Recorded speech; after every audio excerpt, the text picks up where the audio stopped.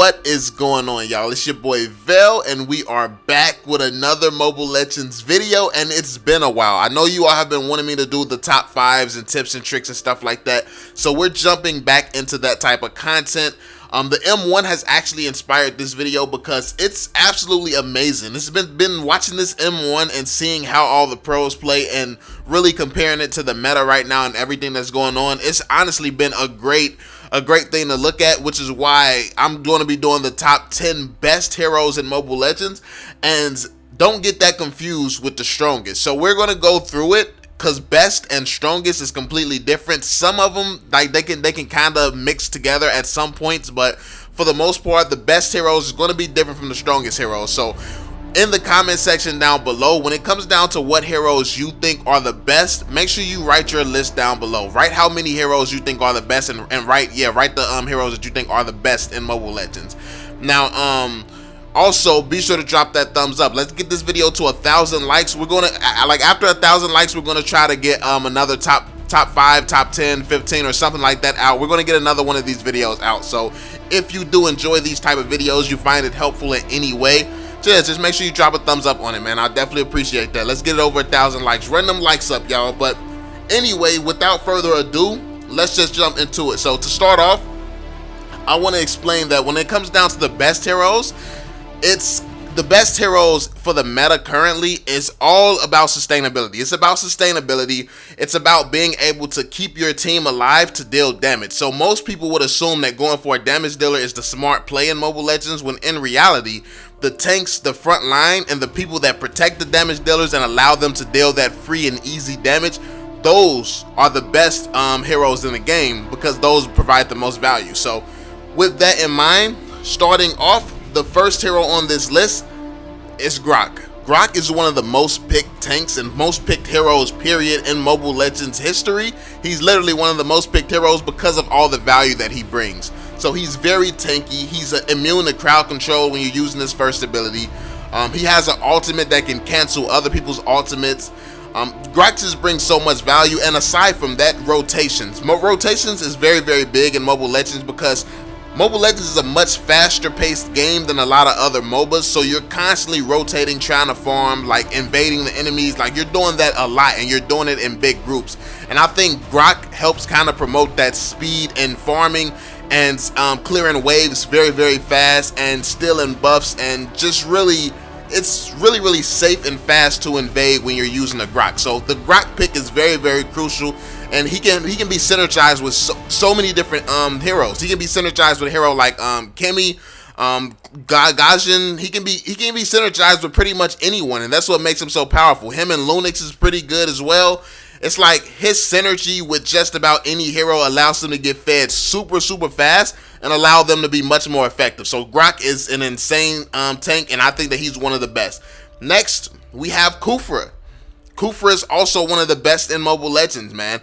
And the reason that Khufra is so good is because I think that he's one of the best attacking tanks. So as long as you dive in the right position, you can knock somebody into a wall, stun them, and then turn into a ball so they can't dash out of there. Like, so only people who are immune to crowd control could even escape Khufra.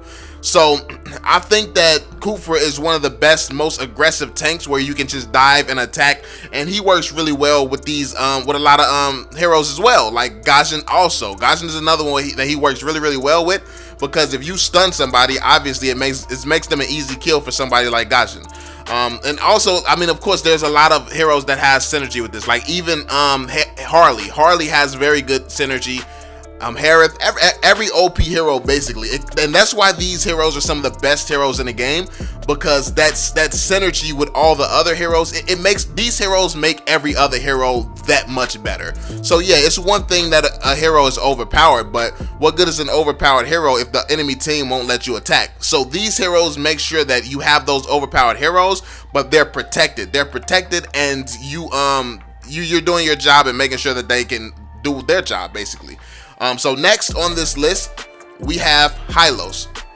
Now, Hylos is actually newly in the meta, and people are just starting to realize how good Hylos is because of Indonesia. And basically, the reason that Hylos is such a valuable tank is because he actually deals more damage than Gronk.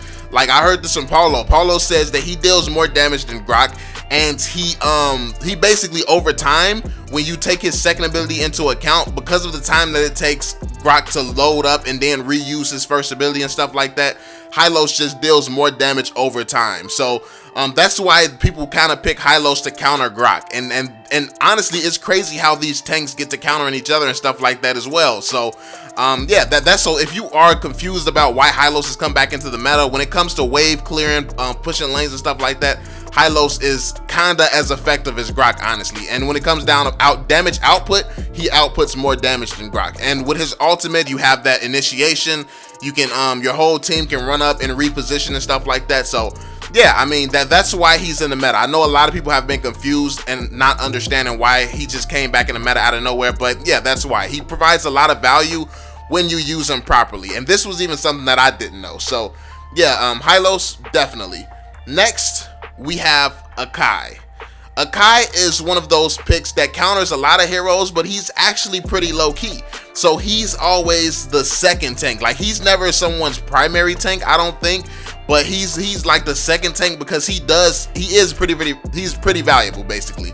So he can counter heroes like Harith. If you didn't know this, so Harith, when he uses ultimate, there's a key. There's the little key. He has to stay on that key in order to dash around it and use his second ability. Akai, he pretty much is so big that he takes up that entire key.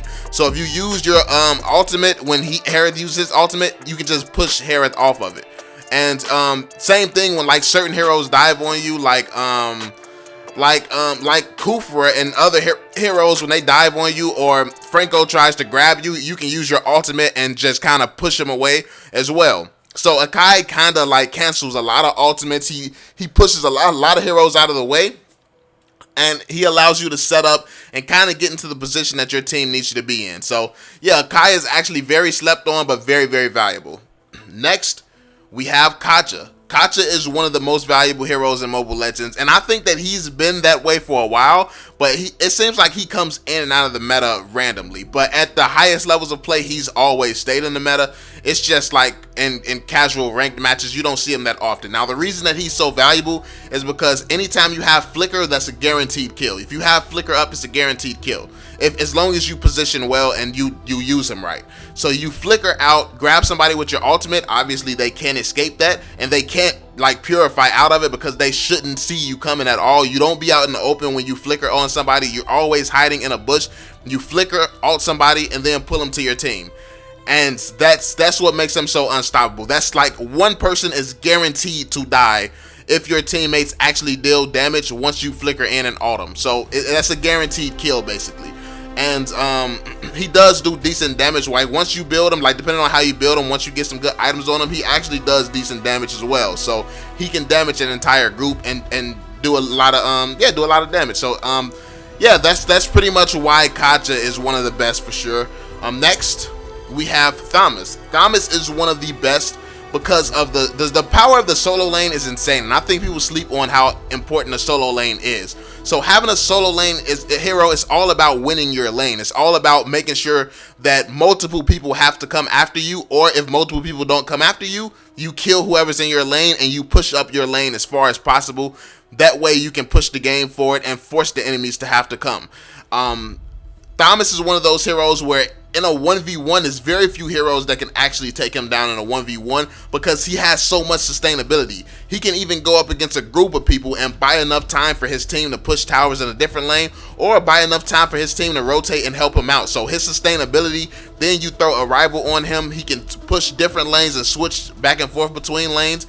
And I think that Thomas and his tankiness and his also his damage, it's very, very powerful, and a lot of people, I know in North America, a lot of people don't realize how good Thomas is. So yeah, he's one of the best for sure. Next, we have Chow. Chow is definitely one of the best. He's one of the strongest hybrid heroes in Mobile Legends. Of course, we already know you can use him as a tank or a damage dealer. Tank Chow is pretty decent. He's good. He's very hard to take down. But also damage Chow is pretty much what everyone uses, and if you use this correctly, you can push lanes just as fast as Thomas. You can really, honestly, you can, it's hard to win 1v1 versus a good Chow. So yeah, I mean, we all know what Chow does, so I'm not going to spend too much time talking about Chow. Chow is definitely one of the best. Next, we have Franco. Now, Franco is one of the best because he's a pace setter. So if you're actually really, really good with Franco, like all the hooks you land is invaluable. Like almost anytime you hook somebody, that could potentially be a kill. As long as your team is dependable and they're dealing damage, and whoever you hook doesn't have escapes. Because let's say you've already used your ultimate. Now, if you hook somebody and use your ultimate, that's kind of like Kacha a little bit, because it should be an automatic kill. But even if you don't have your ultimate, if you hook somebody and your team's there, that could potentially be a kill as well. So I think that if you are constantly landing hooks, like if you hook over 50%, like probably like around 60-70%, that like he's game changing, absolutely game changing. Now if you get those Francos that hook 30 and 40%, then yeah, he's one of the worst. But in terms of what the potential that he has to change a game completely, and especially if you hook the right target. Like if you're hooking like the damage dealers all game and not letting them farm, if you're hooking buffs and making it take longer for the enemies to really get fed, all that stuff makes Franco one of the strongest and strongest and one of the best in the game. So next we have Lolita. Lolita's really good because she counters so many heroes. She actually counters Granger to an extent. She can block his ultimate, block his shots, and really make him pretty much useless at certain points. Also, she blocks Gaijin's daggers. So she blocks Gaijin's daggers. You got heroes like Alice. Alice can't really attack through. No, like it's very few heroes that can actually get through Lolita's shield, which makes her so annoying. So yeah, when you and Granger's one of the most dangerous marksmen in the game. So when you going up against a Lolita, that can be very, very bad, and very, very annoying for Granger players. So yeah, Lolita does that, and also with her ultimate using flicker as well, she can literally ult the entire team, stun the whole team. She does a decent amount of damage and sets up her team to basically wipe everybody. So that's good as well. Also, she can jump on people and stun them that way. So she's like, honestly, she's really good if you master her, if you position well, if you're sustainable, and yeah, you getting vision for your team. She can be one of the most unstoppable tanks in Mobile Legends. So yeah, make sure you use her in the right positions to counter some of these overpowered heroes. And last but not least, we have Masha. Now, Masha is newly recognized as one of the best in the game because of the value that she brings when it comes to pushing up towers super fast, keeping enemies on the run, like keeping them on their toes, because she can just run around the map at will, invade, and she's very, very hard to kill. She's actually very tanky. Like, you don't stand there in a 1v1 fight with Masha. That's what I've realized. You don't stand there and try to fight head on. You go and try to take buffs and stuff, and if you have to fight, if you're fed enough where you can fight and take somebody, then you can 1v1 fight. But for the most part, she just goes in, takes stuff, and then runs away. She pokes people, she gets a few hits on people, and then runs away and lets her team handle everything else, and then goes straight back to pushing very, very fast. So when you have somebody this mobile, she's like Xylong. Xylong was considered one of the best split pushers in Mobile Legends.